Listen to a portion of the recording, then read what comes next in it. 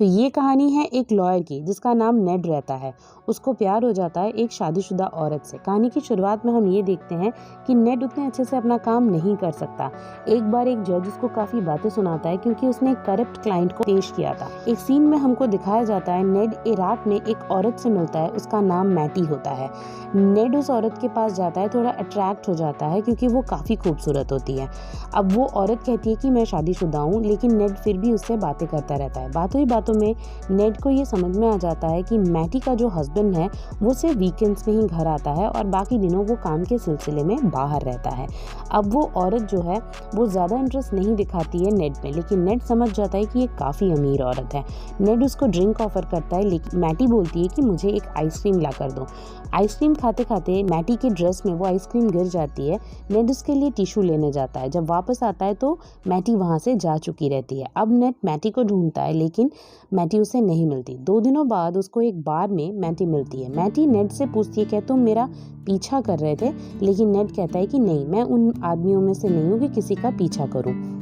उसके बाद दोनों में दोस्ती हो जाती है और नेड जो है वो काफ़ी बातें करने लगता है मैटी से। मैटी उसे अपने घर लेकर जाती है और दोनों में रिलेशनशिप बन जाता है। अब नेड जो है वो मैटी के साथ काफ़ी बिजी रहने लगा है। नेड के 2 दोस्त होते हैं, एक प्रोसिक्यूटर होता है और दूसरा पुलिस डिपार्टमेंट में होता है। उन दोनों को शक होता है कि नेड आजकल एक किसी औरत के साथ बिजी हो गया है, क्योंकि नेड का जो नेचर है वो हमेशा ही प्ले बॉय जैसा रहा है। वो दोनों नेड से काफ़ी कुछ पूछते हैं, लेकिन नेड कुछ नहीं बताता।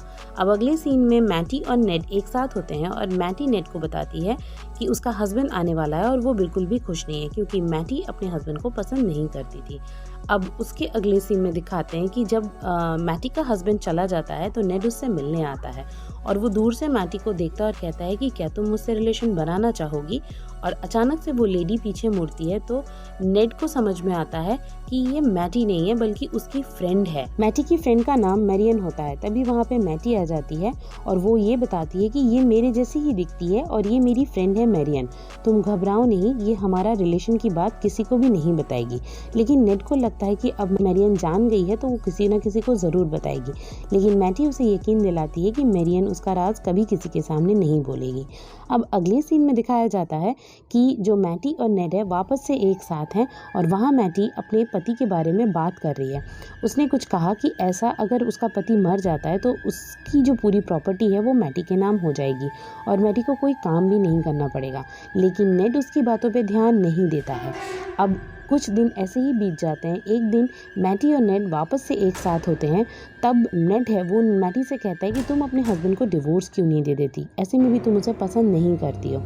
तो मैटी कहती है कि हमारी शादी के पहले मेरे हस्बैंड ने एक कॉन्ट्रैक्ट साइन कराया था कि मेरे और उसके डिवोर्स अगर हो जाता है तो वो 1 साल तक मुझे थोड़े बहुत पैसे मिलेंगे और 1 साल के बाद मुझे कुछ भी नहीं मिलेगा, इसलिए मैं उसे डिवोर्स नहीं दे सकती। लेकिन अगर वो मर जाता है तो मुझे उसके सारे पैसे मिल जाएंगे, कम से कम 50% तो मिल ही जाएगा, बाकी के 50% मेरी सिस्टर इन लॉ के पास यानी कि मेरे हस्बैंड की बहन के पास चला जाएगा। इसी तरीके से दोनों के बीच में बात यहीं पे ख़त्म हो जाती है। यहाँ पे दोनों के ही दिमाग में कहीं ना कहीं मैटी के हस्बैंड को ख़त्म करने की बात चल रही थी, लेकिन दोनों ही एक दूसरे से कुछ नहीं कह रहे थे।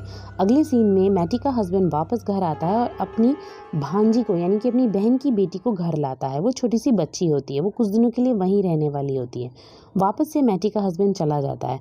अब उसकी जो सिस्टर इन लॉ की बेटी होती है वो एक दिन मैटी को और नेड को एक साथ रिलेशन बनाते हुए देख लेती है। अब एक दिन की बात है, जब एक रेस्टोरेंट में नेड गया हुआ रहता है तो अचानक से देखता है मैटी आई हुई है उसके हस्बैंड के साथ वहीं पे डिनर करने। यहाँ पे मैटी ऐसा शो करती है कि ये एक लॉयर हैं जो उनकी प्रॉपर्टी खरीदना चाहते हैं, इसीलिए मैटी नेड को जानती है। तीनों एक साथ डिनर करने बैठ जाते हैं। यहाँ पे नेड थोड़ा सा अनकंफर्टेबल होता है, लेकिन उसका हस्बैंड अपनी बिजनेस की बातें बोलने लगता है कि मैं इन्वेस्ट करता हूँ स्टार्टअप्स पे और कुछ स्टॉक मार्केट पे पैसा लगाता हूँ। उसका हस्बैंड कहीं ना कहीं ये भी बोल देता है कि यहाँ पे मुझे अगर कुछ इलीगल काम करना पड़े तो मैं वो भी करता हूँ, पैसा ही सब कुछ होता है। और वो बातों ही बातों में नेड को ये भी बताता है जिस वक्त मैटी वॉशरूम गई रहती है कि मेरी वाइफ बहुत खूबसूरत है, अगर मुझे कभी पता चले कि मेरी वाइफ किसी के साथ अफेयर कर रही है तो मैं उसे मार दूंगा। तो नेड थोड़ा सा अनकंफर्टेबल होकर बोलता है, हाँ आपकी वाइफ खूबसूरत है, अगर मैं आपकी जगह होता तो शायद मैं भी यही करता। उसके बाद उसका हस्बैंड वहाँ से चला जाता है। थोड़ी देर बाद मैटी और नेड वापस मिलते हैं।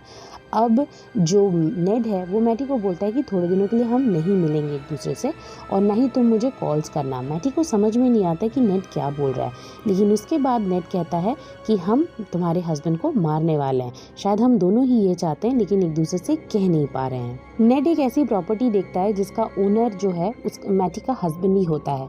वो डिसाइड करता है कि यहीं पे मैटी के हस्बैंड को मारेंगे। सब कुछ डिसाइड हो जाता है। अब एक रात की बात है जब मैटी नेड से मिलती है और पूछती है कि अगर मेरा हस्बैंड मर गया तो मुझे उसकी आधी ही प्रॉपर्टी मिलेगी। तुम एक लॉयर हो, क्या तुम कुछ ऐसा कर सकते हो कि मुझे उसकी पूरी प्रॉपर्टी मिल जाए? नेड मना कर देता है। वो कहता है कि हम फॉल्स विल नहीं बनाएंगे, क्योंकि जैसा चल रहा है तुम्हारे हस्बैंड की लाइफ में वैसा ही चलने दो, बस अचानक से उसकी मौत हो जाएगी, इससे हम साथ रह पाएंगे। अगर कुछ भी हमने गड़बड़ की तो उसके हस्बैंड के मरने के बाद शक हम पे आ सकता है। तो जो मैटी है वो कहती है ओके, मुझे कोई दिक्कत नहीं है। अब नेड एक ऐसे आदमी के पास जाता है जो पहले बम बनाया करता था, और नेड ने ही उसे बचाया था कुछ तिगनम भिड़ा के, इसलिए वो नेड का क्लाइंट होता है। अब वो जब जाता है बम लेता है तो मैटी भी उसके साथ जाती है, कहती है हम जो भी करेंगे एक साथ करेंगे। अब वो जो आदमी है जो बम देता है नेड को, वो कहता है कि कुछ भी गलत काम मत करना, ये मैंने तुमसे ही सीखा है, इसलिए कुछ भी मत करना। लेकिन नेड उसकी बातों में ध्यान नहीं देता है। अब ये लोग क्या करते हैं, नेड और मैटी मिलके मैटी के हस्बैंड को मार देते हैं और फिर उसी की उस खाली पड़ी हुई प्रॉपर्टी में लेकर आते हैं और वहाँ पे बॉम्ब को ब्लास्ट कर देते हैं। इससे उसका हस्बैंड मर जाता है। लोगों को लगता है बॉम्ब ब्लास्ट के कारण मैटी के हस्बैंड की डेथ हुई। जिस शाम को नेड ने मैटी के हस्बैंड को मारा, उस शाम नेड ने मियामी का एक टिकट कराया था और ऐसा शो किया था कि वो मियामी के एक होटल में है। अब दूसरी सीन में दिखाया जाता है कि मैटी के हस्बैंड के मरने के बाद एक लॉयर का फ़ोन जाता है नेड के पास और कहता है कि मैटी के हस्बैंड ने तुमसे एक विल बनाई थी, जो विल नल एंड वॉइड हो सकती है, तुम जल्दी आओ। अब नेड मन में सोचता है कि मेरे से तो मैटी के हस्बैंड ने कोई विल नहीं बनाई थी, ये क्या मामला है। जब वो जाता है तो उसे पता चलता है कि जो मैटी का हस्बैंड है उसने नेड से एक विल बनाई थी, जो विल इतनी गड़बड़ वाली थी कि वो नल एंड वॉइड हो जाती है। अब नेड को समझ में आ जाता है कि ये जो विल का मामला है ये ज़रूर मैटी ने किया है।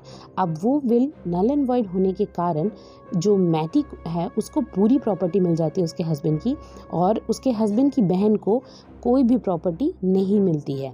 अब सारी प्रॉपर्टी मैटी के पास आ जाती है। अब नेड जो है वो शक करने लगता है मैटी पे। वो सोचता है कि ये औरत ही बहुत चालाक है, इसी ने मुझे फंसाने के लिए ये सब कुछ किया है। थोड़े दिनों बाद नेड को ये पता चलता है पुलिस के थ्रू कि मैटी के हस्बैंड के ग्लासेस मिसिंग हैं उस बॉम्ब ब्लास्ट में, क्योंकि वो हमेशा ग्लासेस पहनता था। अब इससे ये कंफर्म हो जाता है कि ज़रूर उसके हस्बैंड को कहीं और मार के यहाँ उसकी बॉडी डाल के ब्लास्ट कर दिया गया। अब नेड डर जाता है। पुलिस को धीरे धीरे नेड पे शक होने लगता है कि यही वो आदमी है जिसका अफेयर मैटी के साथ चल रहा है, जिस वजह से मैटी के हस्बैंड को मार दिया गया है। अब नेड घबरा जाता है। मैटी की जो सिस्टर इन लॉ की बेटी थी वो आ जाती है अपनी मॉम के साथ पुलिस स्टेशन में ये बताने के लिए कि उसकी मैटी आंटी जो है वो किसके साथ अफेयर चला रही थी। वहाँ वो नेड को देखती है। नेड उस बेबी से अच्छे से बात करता है ताकि वो ना फंसे, लेकिन शायद उस बच्चे ने नेड का नाम ले लिया था। नेड सीधे जाता है मैटी के पास और कहता है कि तुम्हारे हस्बैंड की ग्लासेस कहाँ हैं, वो यहीं होनी चाहिए।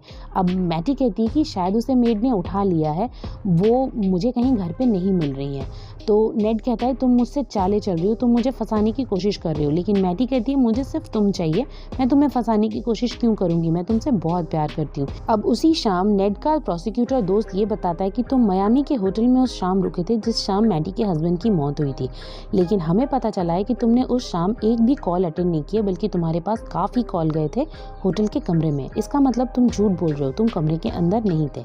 अब नेड डर जाता है।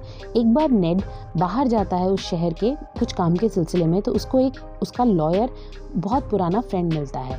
जब नेड ने कभी विल बनाने में गड़बड़ी की थी तो इसी फ्रेंड ने उसके अगेंस्ट में केस लड़ा था, जिस वजह से नेड का करियर कुछ खास अच्छा नहीं चल पाया। अब उस लॉयर ने कहा नेड से कि मुझे काफ़ी गिल्ट हुआ जब मैंने तुम्हारा करियर ख़राब कर दिया, इस वजह से तुम्हारा करियर ठीक हो मैंने तुम्हारे पास काफ़ी क्लाइंट भेजे थे। एक क्लाइंट का नाम मैटी भी था। मैटी नाम सुनते ही नेड जो है काफ़ी ज़्यादा शॉक्ड हो जाता है। मतलब नेड को ये बात समझ में आ जाती है कि जो मैटी है वो नेड को जब पहली बार मिली थी उसके पहले से जानती है, और मैटी ये भी जानती है कि नेड ने बिल बनाने में गड़बड़ी की थी। अब मैटी के ऊपर नेड का शक कंफर्म हो जाता है। अब नेड के पास एक दिन कॉल आता है मैटी का, और वो कहती है कि मुझे सारे पैसे मिल गए, अब मुझे सिर्फ तुम चाहिए। और हाँ सुनो, वो ग्लासेस भी मिल गई हैं, वो ग्लासेस बोट हाउस में हैं, तुम जाकर ले सकते हो। अब नेड को पता है कि मैटी जो है वो उसको फंसाने की कोशिश कर रही है। एक दिन नेड को वो जो बॉम्ब बनाने वाला क्लाइंट है वो अभी पुलिस कस्टडी में है, वो भी बताता है कि एक लेडी उसके पास आई थी और एक बॉम्ब लेकर गई है। नेड को याद आया था कि जब वो मैटी के हस्बैंड के लिए बम लेने गया था तब मैटी भी उसके साथ थी। इसका मतलब मैटी उस बम बनाने वाले को जानती है। अब नेड समझ में आता है कि अब मैटी मुझे मारना चाहती है। वो उस बोट हाउस तक जाता है लेकिन अंदर नहीं जाता, क्योंकि उसे पता है अगर वो अंदर गया तो वो मर जाएगा। वो मैटी के घर से ही एक गन चुराता है और मैटी के पास जाता है और कहता है कि तुम मुझे फंसाने की पूरी कोशिश कर रही हो, अब तुम चलो उस बोट हाउस में और वो चश्मा तुम ही ले लो।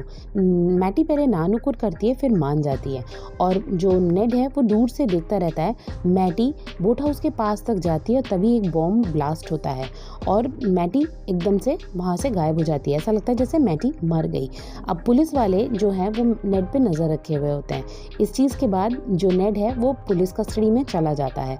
अब जो नेड है वो काफ़ी कुछ सोचता है और वो ये कंक्लूजन निकालता है कि मैटी जिंदा है, मैटी मरी ही नहीं है। लेकिन पुलिस जब आती है नेड से मिलने, वो बताती है कि उनको उस बोट हाउस से मैटी की बॉडी मिली है। इसका तो अब सवाल ही नहीं होता है कि वो जिंदा है। थोड़े दिनों बाद जब नेड को सज़ा मिल जाती है, वो जेल के अंदर रहने लगता है, वो मैटी के स्कूल से उसकी फाइनल ईयर की बुक मंगाता है। उस बुक से नेड को ये क्लियर हो जाता है कि मैटी, जिसको वो मैटी नाम से जानता था, वो कभी मैटी थी ही नहीं, वो एक्चुअली में मैरियन थी और उसका एम्बिशन था एक अच्छी खासी लैविश लाइफ जीना।